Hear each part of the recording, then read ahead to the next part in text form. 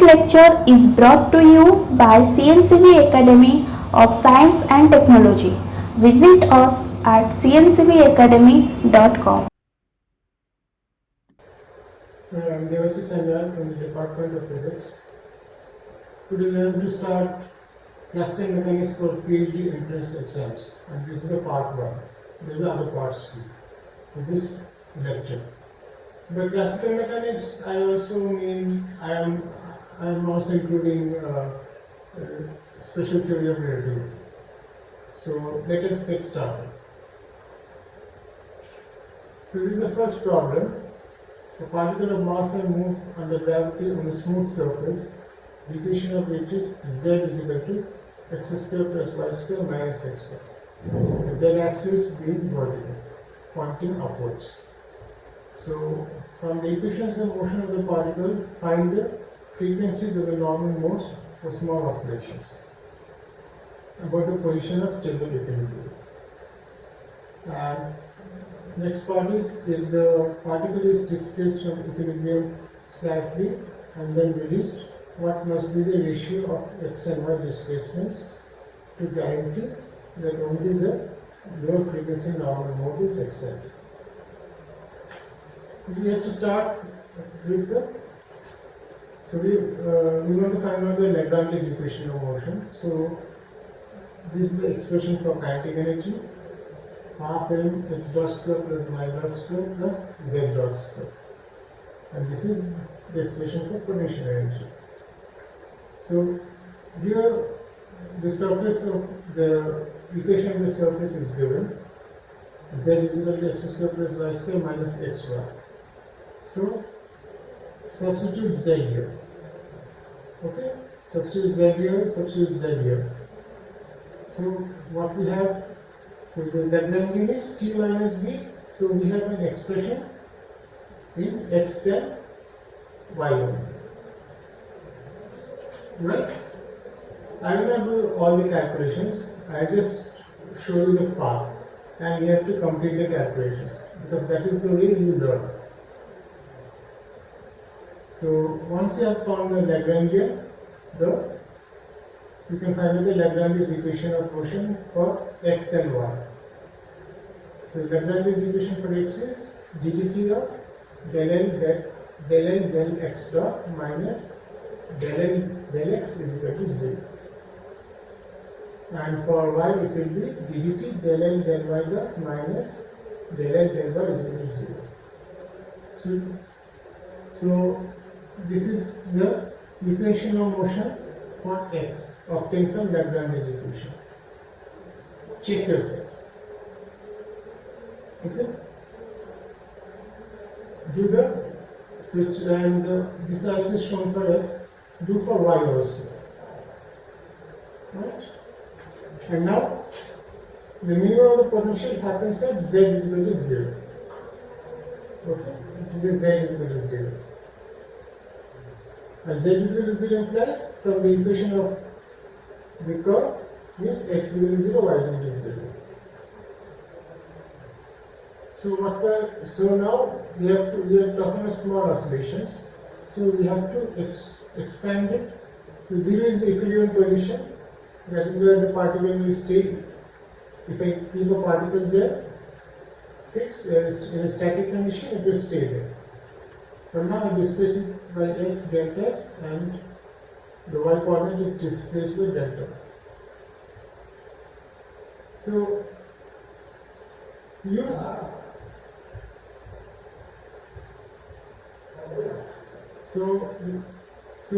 substitute these x and y in the equations of motion for x and y. But now I have to do some approximation. Retain terms till delta x, delta y, delta x dot, delta y dot. Ignore terms like delta x square, delta y square, delta x, delta y, delta x dot whole square, delta y dot square, delta x dot, delta y dot. So we will retain only terms till first order. And if you do that, then once you substitute these equations, these relations in these two equations, what you get is this. this is for x, you get m delta x double dot is equal to plus mg twice delta x minus delta y is equal to 0. And m delta y double dot plus mg twice delta y minus x is equal to 0. These are of course approximate equations that you get from the exact Lagrange's equations using the approximation. That is, we will retain terms till only the first order, and all higher order terms, second order terms will all be neglected. So once you have these equations, just try this equation, try this solution. So delta x is equal to x0 is equal to I omega t, and delta y is equal to y0 is equal to I omega t. Substitute this here. Okay. Do the differentiation by delta x double dot, which give you minus omega square x0 is equal to I omega t. So you get two equations in x0 and y0. From there you find out what are the possible values of omega. So you find that omega can have values g and 3s. Right? So next, so we have found out the normal modes. Next is, what was the ratio of x and y displacement to guarantee that only the low frequency mode is excited? That is, now low frequency mode is g. So once I put g in the equations that I had obtained by substituting these two, in any one you put omega is equal to g and find out what is the ratio of x0 y0, and you will find that this ratio is 1. Okay. So go to the next problem. The next problem, q and p are canonical variables. Show that q and p are canonical variables as defined by this. So this capital Q and capital P are the new variables expressed in terms of old variables, small q and small p. So what we have to show is that if small p and small p are canonical variables, then this expression or this transformation tells us that capital P, Q and capital P are also canonical variables. How do I show? Prove this by showing that there exists a generating function f3 which is a function of small p, capital Q and P. Now what is canonical variable? P and Q are canonical if they satisfy Hamilton's equation. So by definition, P and Q are canonical because they satisfy this relation. So that is there in the given at the start of the problem. Now what we have to show that P and Q are also canonical variables. That is, there we can find a function k of capital Q and capital P such that q dot is equal to del k del P and P dot is equal to minus del P del P, giving that this transformation, this relation between the old and the new coordinates. This can be guaranteed if I can write P dot minus H is equal to capital P capital Q dot minus K plus df dt. The f is some function of q, old coordinate, new coordinate, old position coordinate, new position coordinate, and time. Now, why this kind of relation? For that you have to check, say, a book, and the good book will be Landau-Lifshitz Mechanics, 3rd edition, page 145. I think you will have. They have given about. Just check Landau-Lifshitz, 3rd edition, canonical transformation, page 145 maybe. I think so. Here I cannot explain everything. So f, now I can write this f as a function of small p capital Q t. plus PQ. So this is a kind of Legendre transformation. So instead of writing it in terms of small q and capital Q, we are now defining a function f3, which is a function of small p and capital Q through this transformation. Okay. Now if I substitute this here, immediately you can see that for this to be true, P has to satisfy this relation. P is equal to minus del f3 del q. Q has to satisfy this relation. Just take the derivative. If you take the derivative, then you will find del f3 del p small p dot del f3 del q capital Q dot. Okay. And here you will find p dot q plus q dot p. So, and k is equal to h plus delta f3 del 3. So everything hinges on whether you can find f3. Now, so what we have to do is we have to find capital P in terms of capital Q and small p, and small q in terms of capital Q and small p. Right? So it's already given in the problem. What is this relation? You check this. This is capital Q is equal to this. So what is small q? Small q is from here. It is e to the power q minus 1 whole square z square. This is small q. This comes directly from here. Check. Okay. And what is capital P? Capital P comes from here. So capital P has to be written in terms of capital Q and small q. Now look at this expression. This expression is e to the power q. Right? And what is q half? Q half we know. Q half we can calculate from here in terms of e to the power minus q minus 1 sec q.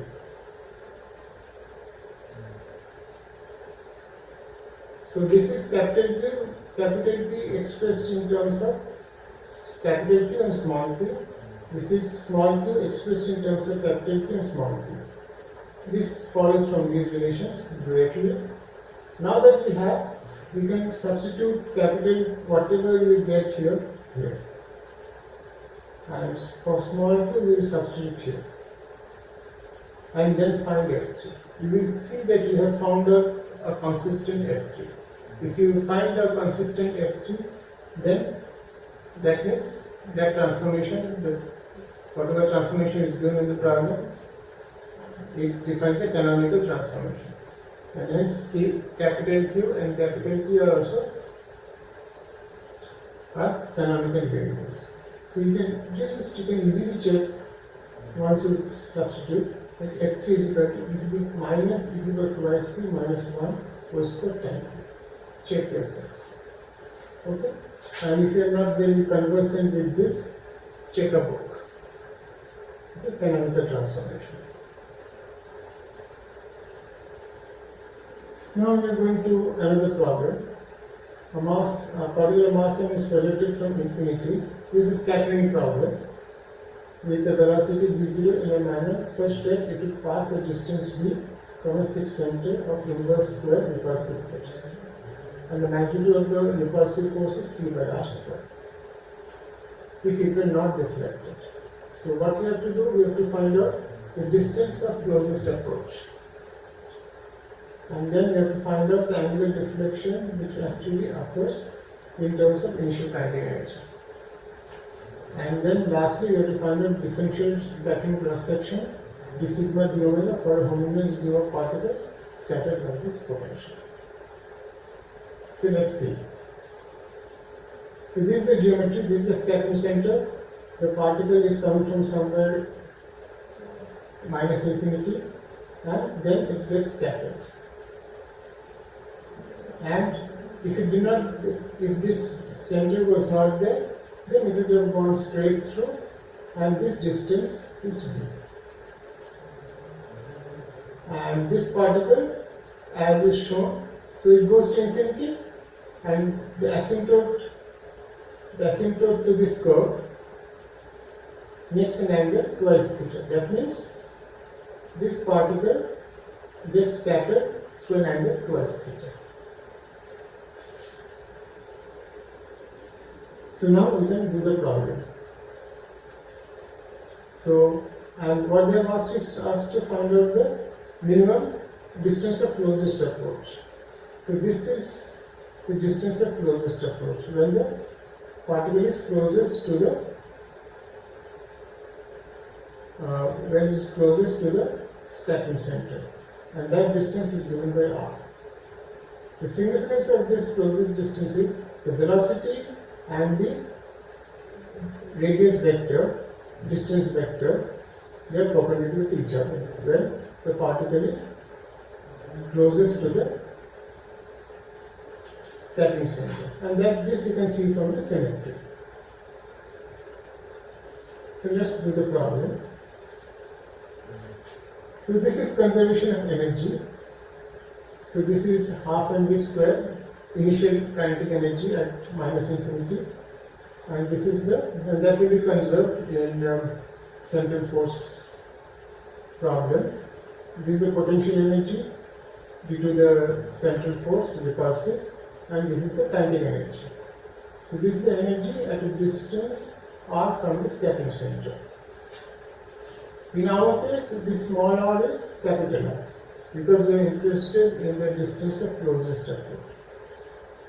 And another important parameter in central force problem is the angular momentum, which is a conserved quantity. So capital L is mv0. So this is the angular momentum of the particle which is approaching from minus infinity. And mvr is the angular momentum of the particle when is it at the distance of closest approach. These two should be equal, and so from here I can find out v in terms of, I can write down v in terms of r and other, so m v v0 we can write out, I can write down in terms of these terms. So once I write down v in terms of r, I can substitute that expression here. So eventually what I get here it will be capital R. So eventually what I get here is a quadratic expression for capital R, which when solved gives this answer, mv squared. So this is in terms of, you can see this is in terms of initial kinetic energy. So if you are given the initial kinetic energy and v, then you can find out the distance of closest approach. Now we go to the second problem, second part of the problem. Second part of the problem asks us to find out the scattering angle theta in terms of its scattering angle theta in terms of initial kinetic energy. So how do we do it? We will use the concept of impulse. So first we have to notice that the initial velocity and the final velocity magnitude remain the same. That is, whatever velocity was here and whatever velocity we have, though the direction are different, the magnitude is the same, because we are talking about elastic scattering. And we want to calculate the impulse, minus infinity to plus infinity fx dt. Right? And what is impulse? Impulse is the change in momentum eventually. So what is the change in momentum? Here you can see the change in momentum. So initially the momentum was mv0, and finally the momentum is mv0 along this direction, but along x direction the momentum will be mv0 cos 2s theta. So the change in momentum in the x direction is mv0 cos twice theta minus 1. And now we have to evaluate this quantity in another way using the central force that is given. So what is this quantity? I can write fx as, this is straight, I can write fx as dt d theta d theta. So I am changing my integration between from dt to d theta. And what is this? dt by d theta is nothing but 1 by theta dot. And what is fx? Fx is k by r square. So let's see what is fx. Fx is the force in the x direction. So fx is k by r square cos theta. But k by r cos theta is in the negative of x direction. Right? So that's why I have this, I have a negative term here. Okay? So we have, so k by r square. And here we have 1 by theta dot. So in the denominator we have r square theta dot. So if I multiply the denominator by m and multiply the numerator by m, then in the denominator we get L, that is the angular momentum, mr square theta dot. So we have minus km by L cos theta. And what will be the change in, so what will be the limits? Limit will be 0 to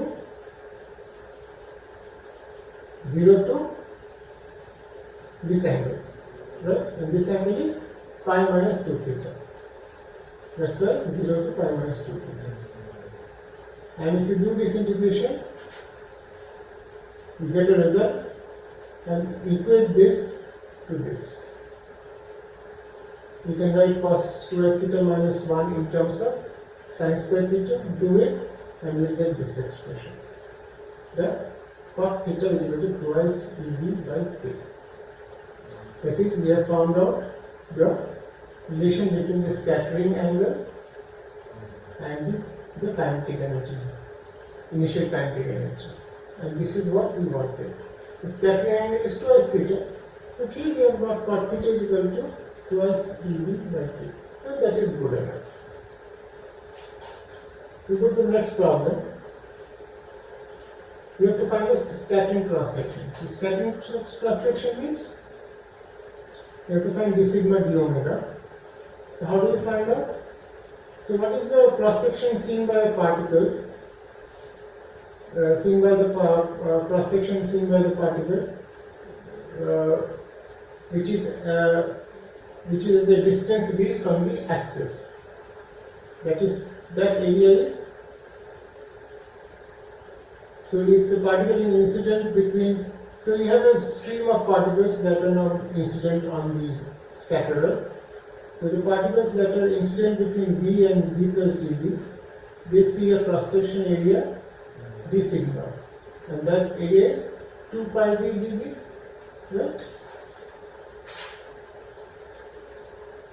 Here, so you can just draw a circle here, cutting the plane, and the area of the thin strip between B and B plus dB will be 2 pi b dB. Okay. So from here I can calculate B. So what I want to know? So B I can calculate in terms of theta directly from here. I know B in terms of theta. If I know B in terms of theta, I can know dB in terms of d theta. If you just differentiate both the sides, on the left hand side you will get d theta, on the right hand side you will get dB. So express dB in terms of d theta. Fine. So what you get is d sigma, on the left hand side you get d sigma, and on the right hand side you get some function of theta and d theta. Now we have to express everything in terms of the solid angle. Right. So just go here. So this is a strip, okay, and this strip. So this strip is between theta and theta plus d theta, right? So this strip is between theta and theta plus d theta. So if you go around this, so the colored area, so this colored area is the area is between theta and theta plus d theta. So what is the solid angle that is subtended by this colored area or colored circular strip? That will be 2 pi sin theta d theta, right? 2 pi sin theta d theta. That is the solid angle that will be subtended at the center A. But in our problem, instead of theta, we are working with twice theta. So what we have is d sigma is equal to twice pi sin 2 theta d 2 theta is the solid angle that is subtended at the center by the strip defined by 2 theta and 2 theta plus d 2 theta, right? That's it. So now you can express, from here you can express d theta in terms of solid angle. Do it here, and what you will get? So you can express so you will get d sigma d omega will be 1 by 4 k by 2ic whole square 1 by sin to the power 4 theta. So this is my cross section. So this is the rate of change of my cross section with solid angle. Okay. So if I change my solid angle, so if I change a solid angle by a little bit, then the cross section area also changes by, it changes by d sigma d omega into d omega. This is the change in the cross section area if I change my solid angle. Right. So this is find out. Now we go to the next problem. This problem is about stability. So a particle moves in a circular orbit under the action of an attractive central force Fr. Show that this orbit is stable if Fr is greater than minus r relation del f del r. Fr being the magnitude of the force. So what it's telling is that there is a central force, and because of the central force there is a circular orbit. Now we have to find out what is the condition for stability of the orbit. That actually means whatever is stable orbit, that is, if I displace the particle from the orbit, then does the particle come back or try to come back to the orbit? If it tries to come back to the orbit, then it's a stable orbit. But if the particle moves away from the orbit, then it implies that the orbit is unstable. So how to start the problem? So we have the angular momentum. So the angular momentum is L is equal to m r square theta dot. This is the constant of the problem, central force. And this is the equation of motion in polar coordinates. M r double dot is equal to minus m plus m r theta dot square. This is the equation of motion of a central force problem. This is the force. Now, in our case, it's moving in a circular orbit. So, if it's moving in a circular orbit, r is fixed, then this quantity is 0. So, what we have here is minus f plus m r theta dot square is 0. Or that means m omega square r, that is theta dot is omega, the frequency with which it's executing the circular orbit. So m omega square r is equal to Fr. Now, so this is the condition when it's in the circular orbit. M omega square r is equal to Fr. But I have moved it away from the circular orbit. For that, what I have done, so my new coordinate will be RT, R, which is not a function of t, plus delta RT, and theta is omega t. So omega t is the angle that it shifts as it goes round the circle. But now that is being changed. So there is a change in theta also. Okay. So what we have to do? So we have to just put in these values here. So here, this is the equation of motion.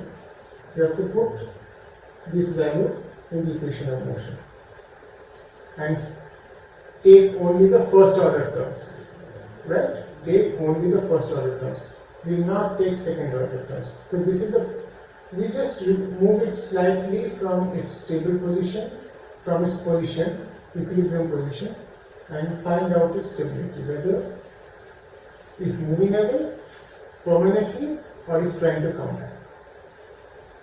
So if you do that, if you substitute here, then so R is substituted by this and theta is substituted by this. Okay, we will take only the first order terms, no second order terms.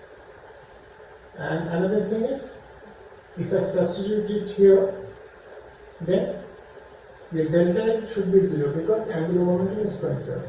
So that means twice mr delta theta dot plus mr square delta theta dot should be 0. So this gives a relation between delta r and delta theta dot. But delta r and delta theta dot are not independent, but they are related because angular momentum is conserved. Now you put these expressions in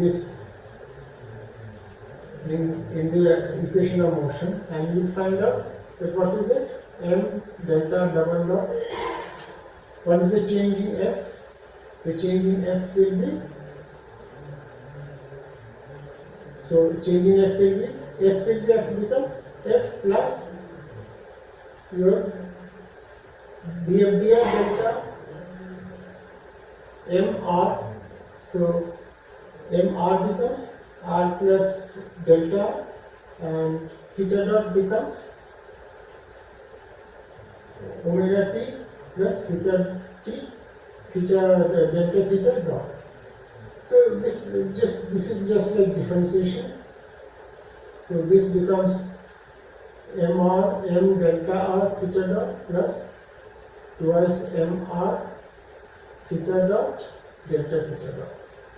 Okay, you can just plug in the values and retain only the first order term. What I am telling, retain only the first order term and do this. This is a good exercise. You will see you get only this one. The more you do problems yourself, the better it will be. So once you plug in these values, you will find m delta r double dot is equal to minus df dr delta r. Remember, this is the equilibrium value, that is when it is in the circular orbit, and plus m delta r omega square. And now here we have twice mr theta dot delta theta dot. So look at this expression. Here we have mr square. So I multiply by r divided by r. So mr square we have delta theta dot. And for theta dot I will always write omega to first order. If I write delta theta, so theta dot and delta theta dot, then it will become second order expression, and I am not keeping any second order terms. So finally it becomes twice m theta dot is omega, and twice omega theta, and m r delta theta dot, m r square delta theta dot is minus 2 m r delta r theta dot, 2 m r delta theta dot. And I have written delta L here, but delta L is 0. Here it will just simplify. So here you will get 4m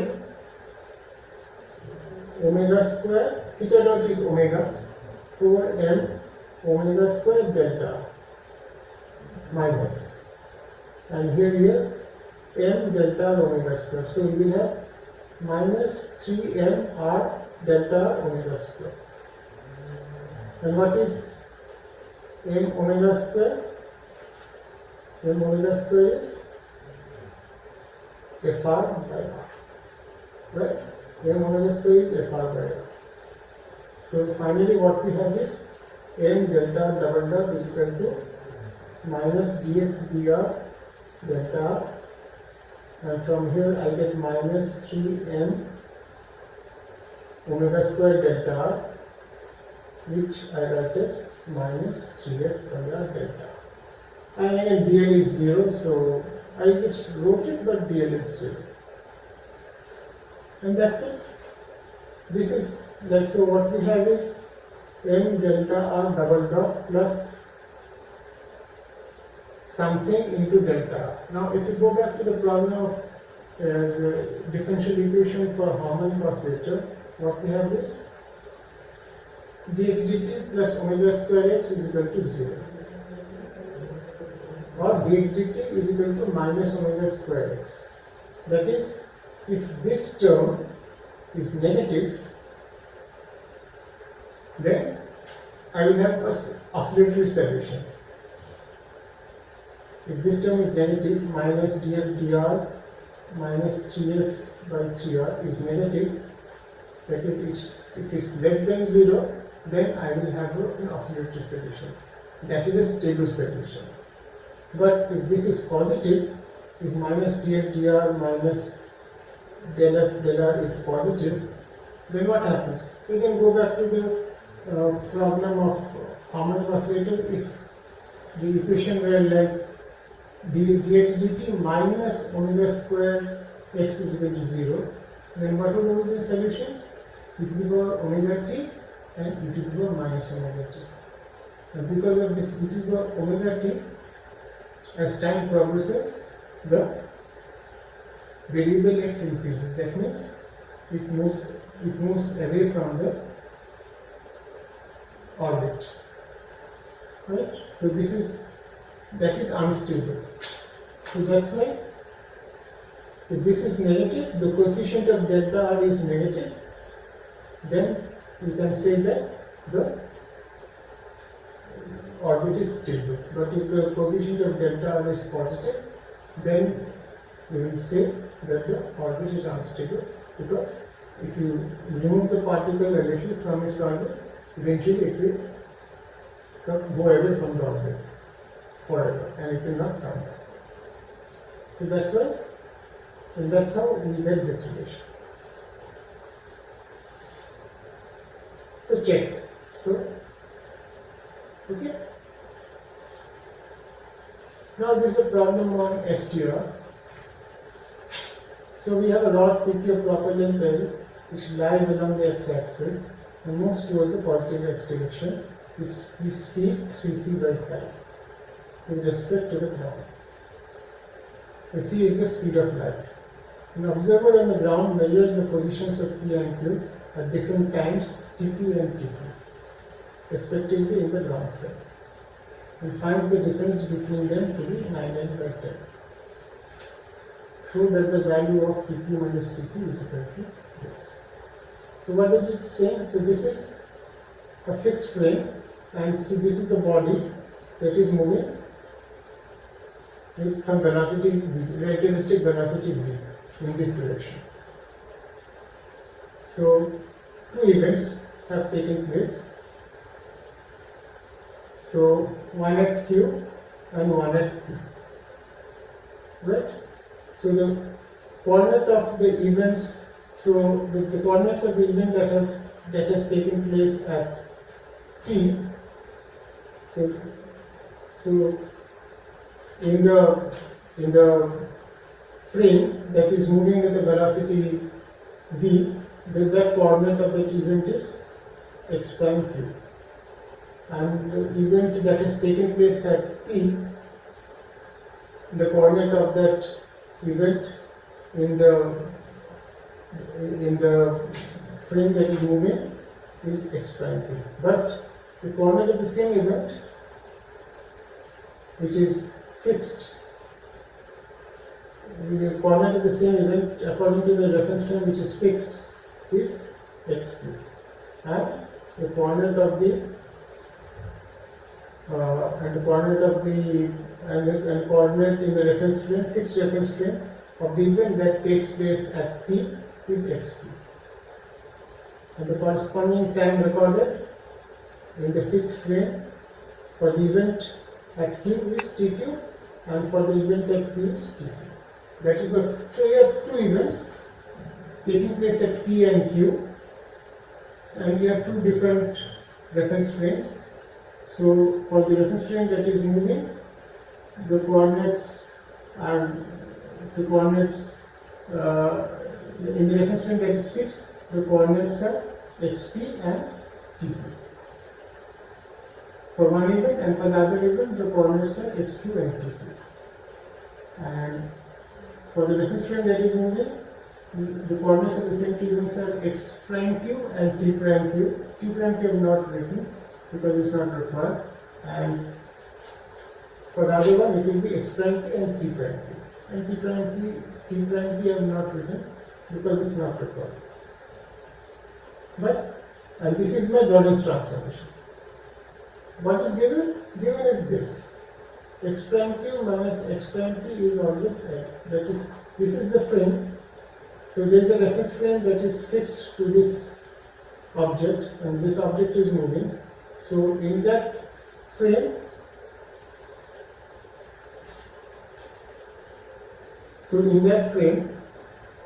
x prime q minus x prime p is always L, right? The distance between the two events, spatial distance is L. And in the frame that is fixed, xp minus xp is 9L by 10, that is given. So what you have to find out is tp minus tp, and this is the Lorentz transformation. So you find it. Okay. So this is a symmetric top. So this is a problem of rotation of rigid body. So what we have is a symmetric top has principal moments of inertia I1 is equal to I2 is equal to 2 alpha 3, and I3 is equal to 2 alpha. About the set of principal axis 1, 2, 3, passing through center of mass. There is no force acting on the body. The angular speed of the body about the third axis is omega 3 is equal to 1 radian per second. Show that the angular velocity vector precesses about x3 with 2 radian per second. Now first of all, whatever this omega is given here, this is all with respect to rotating reference frame. That you should remember. This is not with respect to inertial reference frame. Right. Why do I say so? Because here it's given that there is no force acting on the body. If there is no force acting on the body and there is no torque, then what happens? This angular momentum is conserved. So the angular momentum will be in a fixed direction, and its angular frequency will be in a fixed direction. So though angular momentum and angular frequency will be in a fixed direction in an inertial field. But here you can see that it's not. Here the reference frame that we are talking about, the reference frame are given by the principal axis 1, 2, 3. That reference frame is rotating with the body. So the picture in the reference frame is, in that rotating reference frame is different. So in that picture, angular momentum is changing, omega is changing, etc., etc. Okay, so that you should be very clear about what we are doing here. And this, so it's a symmetrical top. Symmetrical means I1 is equal to I2 will have the same value and I3 will have a different value. Okay? And if I1 is equal to I2 is equal to I3, then it's a spherical top. But here it's a symmetrical top. And in order to do this kind of problem, we have to go to what is called Euler's equation. So Euler's equation has been written for rotating reference frame. A reference frame for rigid body dynamics is written for rotating reference frame, and here it's written. So what are the Euler's equation? So we have three axes. So this Euler's equation are written with respect to the principal axis. So here the rotating reference frames are the principal axis. So everything is measured with respect to the principal axis. So omega 1 is the angular velocity along axis 1, omega 2 is the angular velocity along axis 2, and omega 3 is the angular velocity along axis 3. And their dynamics, motion of dynamics is given by three equations. This one, and this one. These are the Euler's equation. These equations are written for top free motion, or there is no external force. If there is external force, then the right hand sides will not be 0, they will be replaced by some function. But in this case, since it's no force is acting, this is 0. So this is, the first equation is omega 1 dot plus I3 minus I2 divided by 1, omega 2, omega 3 is equal to 0. The second equation is omega 2 dot plus I1 minus I3 by I2, omega 3, omega 1 is equal to 0. And omega 3 dot plus I2 minus I1 by I3, omega 1, omega 2 is equal to 0. So these are the three Euler's equations, and they are very important. And everything is written in terms of rotating reference frame and their principal axis. Now, in our case, I2 and I1 are same. Since I2 and I1 are same, you can easily see omega 3 dot is a constant. Because omega 3 dot is 0. If omega 3 dot is 0, that means omega 3 is equal to constant. That means the component, the angular frequency component along the third axis is not changing. Okay, so it's fixed like this. So this is the third axis, and so this is my angular frequency vector, but this angular frequency vector is such that its projection along the third axis is constant.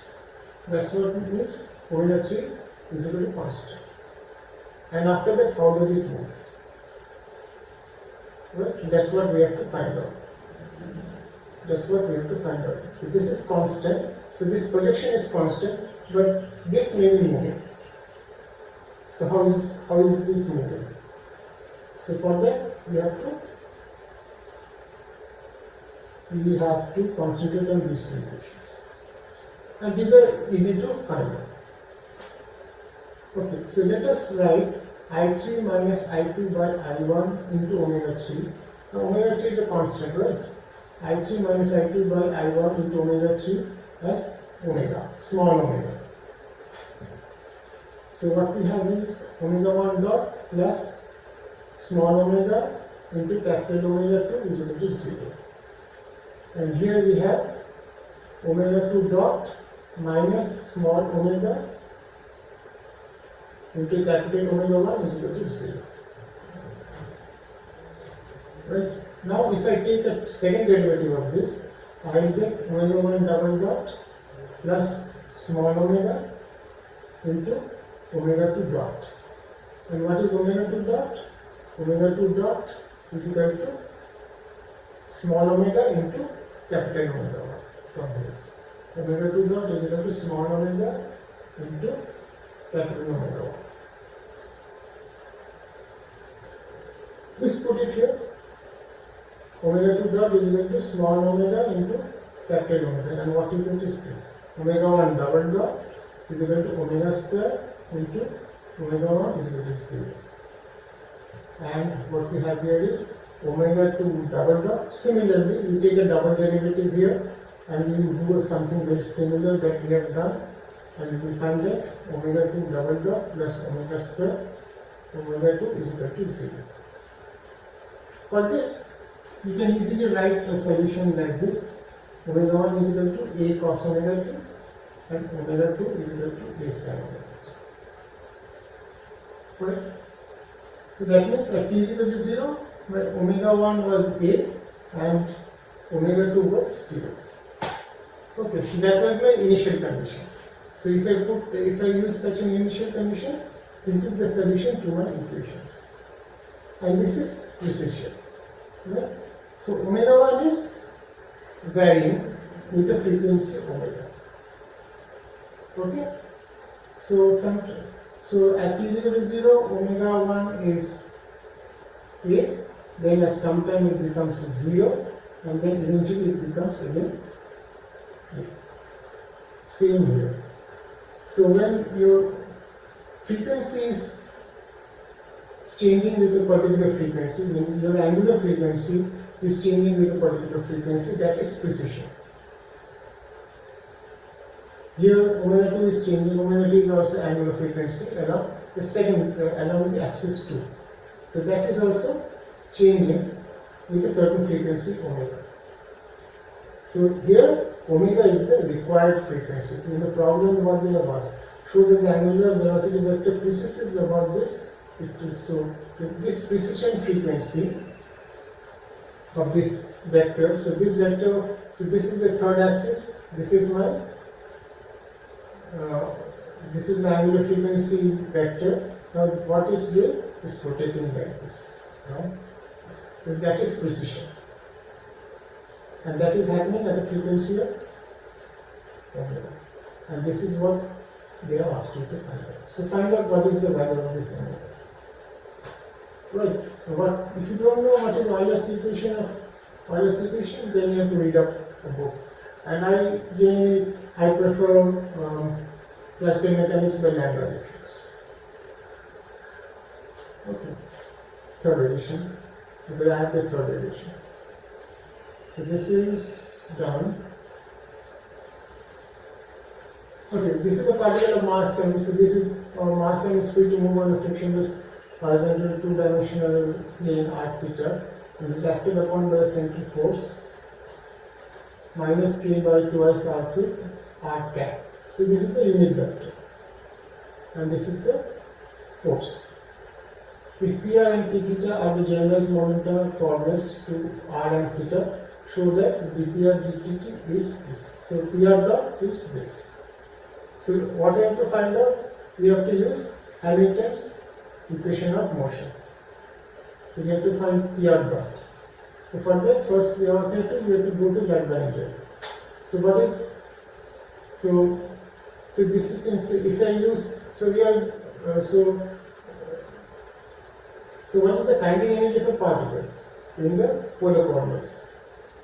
So that is half m r square theta dot square plus r dot square. This is the kinetic energy of a particle in polar coordinates. If you don't know, check. And this is the potential energy.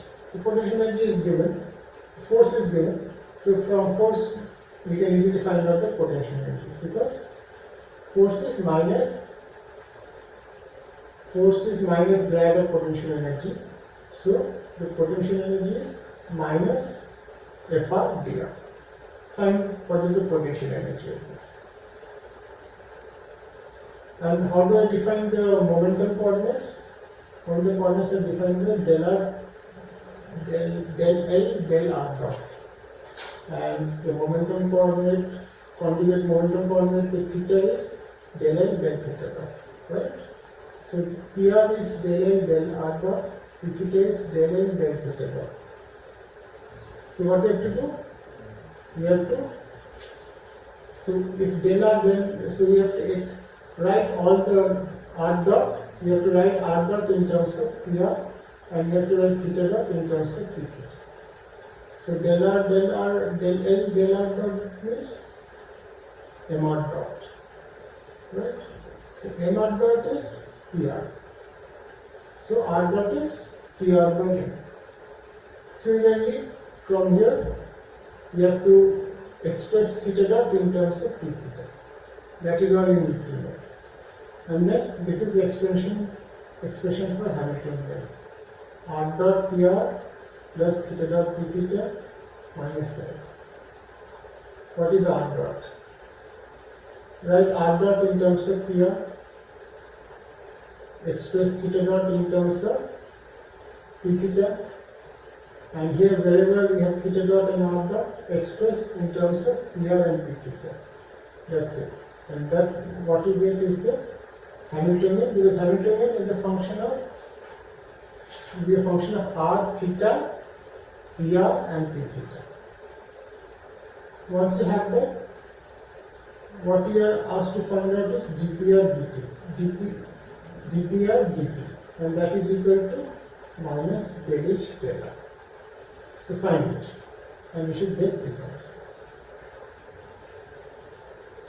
Okay, and let's go to this problem. A particle of mass m is equal to 1 kg is released from a height of 1 meter above the ground. So when it reaches the ground, show that the value of the Hamilton's action for the motion is minus root 2g by 3. So what we have to find out is LVT, along the path the particle is traveling. So from 0 to some t final, the integral will be L dt. So what is L? L is equal to half m z dot square minus mg z. This is my Lagrangian, kinetic energy and potential energy. So we have the ground. This is my z direction is positive here, and your acceleration due to gravity is acting in the downward direction. So what is my z dot? Z dot is actually minus v, right? Because v is directed downwards. Z dot is minus v, and so v is actually equal to gt. This we know.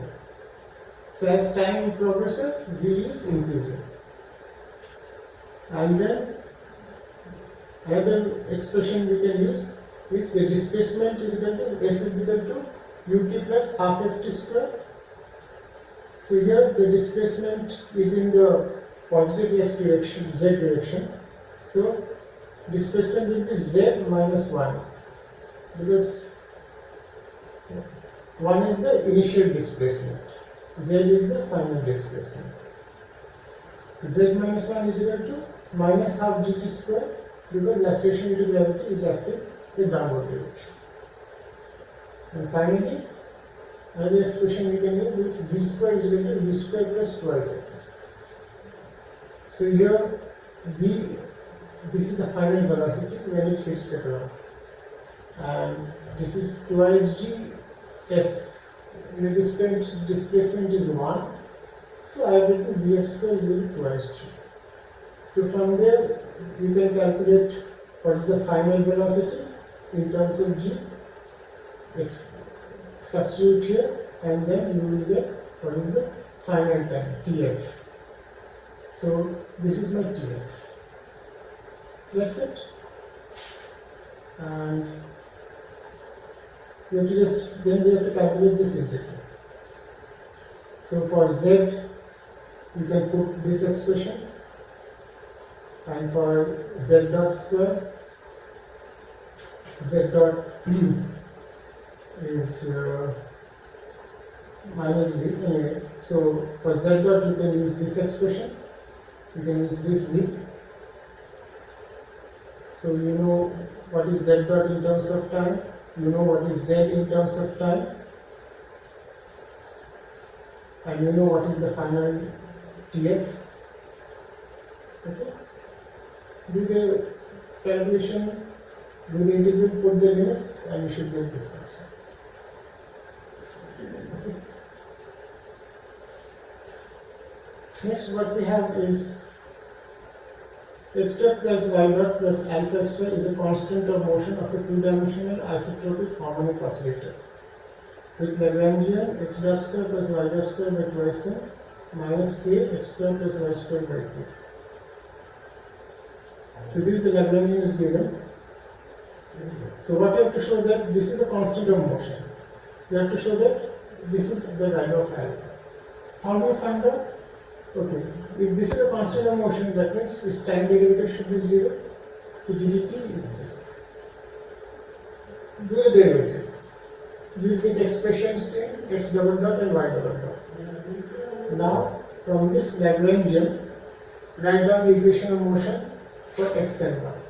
Del L del x dot ddt of del L del x dot minus del L del x is equal to 0, and ddt of del L del y dot minus del L del y is equal to 0. So you will get two equations of motion from this Lagrangian. Find it out, and then you substitute. And once you substitute here, you will easily find what the value of y is. So you will easily find what the value of alpha is, and the value of alpha is this. Do it yourself. That's why I am not doing the problems on the slides. Rather, I am just verbally telling you how to do it, so that you have to struggle again. Now, a system with time independent Hamiltonian has two constants of motion, F, PQ and GPQ. Okay, this is a constant of motion for the Hamiltonian, for the system having this Hamiltonian. That is, they don't change with time. So the following Poisson brackets are always 0.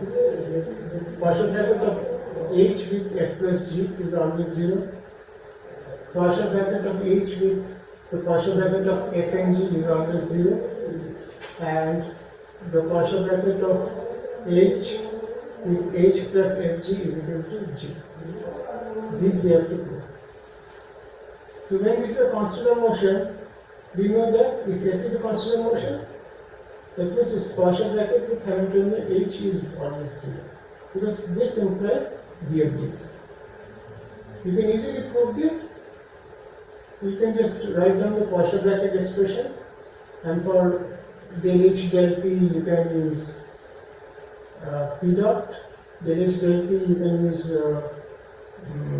Q dot, and for del H del P, del H del Q you can use minus P dot.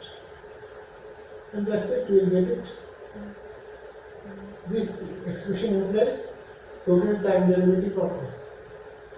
And what are the other things we require to prove this?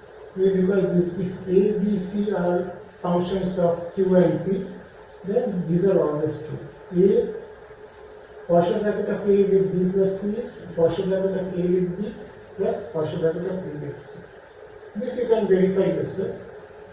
And another important identity that is required to prove one of these is Poisson bracket of A with the Poisson bracket of B and C plus Poisson bracket of C with the Poisson bracket of A and B plus Poisson bracket of B with the Poisson bracket of C and D is 0. That is called Jacobi's identity.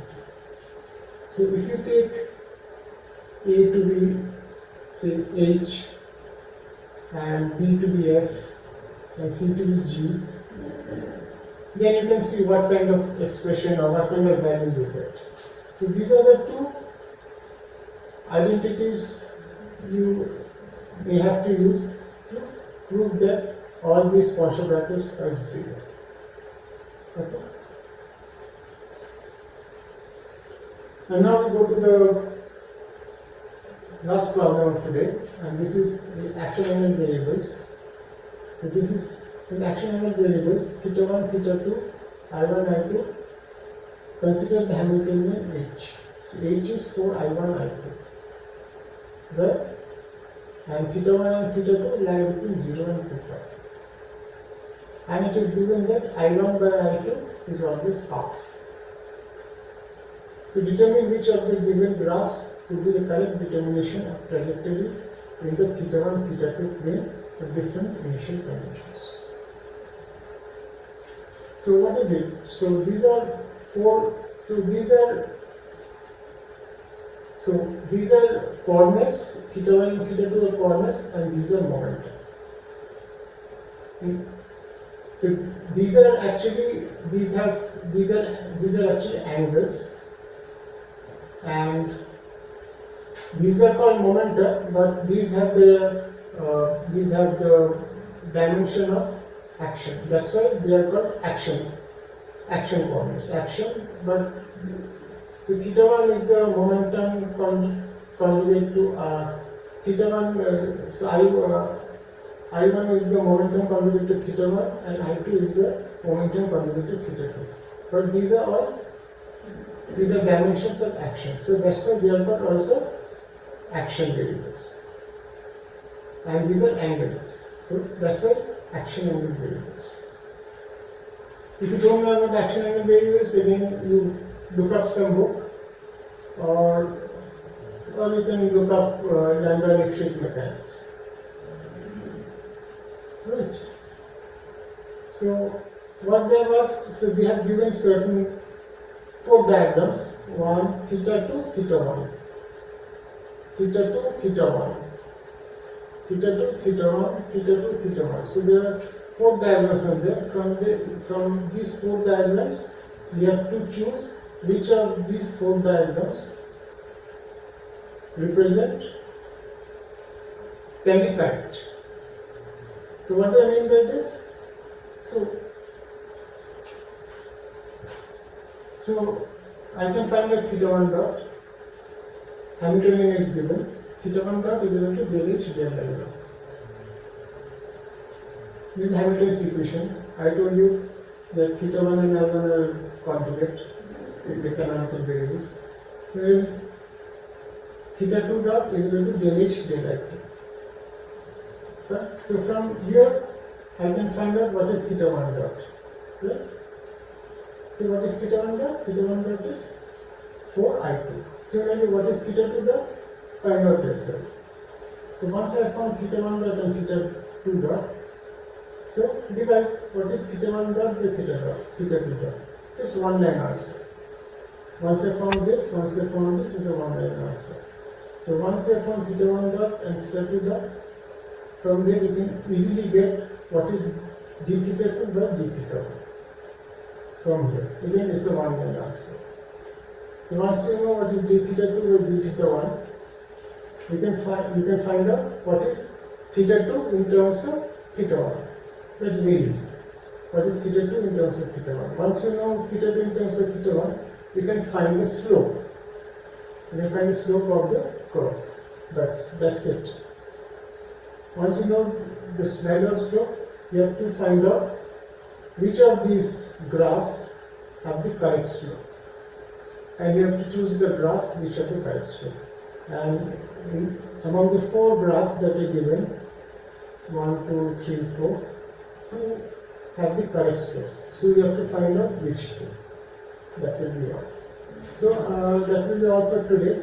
So we will again meet soon with the part 2 of this lecture on classical mechanics.